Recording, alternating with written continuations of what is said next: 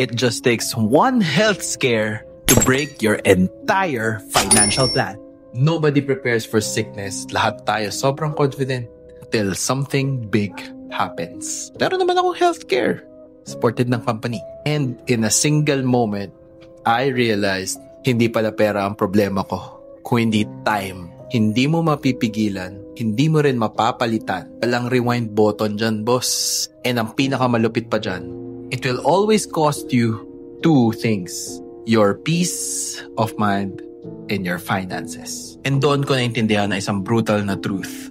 Health ang totoong emergency fund. Kaya mong kumita, kaya mong mag-rebuild ulit from zero, kaya mong mag-restart ng career. Pero sa health, wala kang second chance. After that moment, something in me shifted.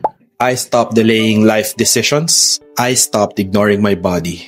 I stopped pushing success someday. Kasi pag tinamaan ka ng buhay, ng malupit, hindi ka basta-basta ililigtas ng bank account mo. Pero yung right habits na sinanay mo, kaya kang iligtas. So take care of your body.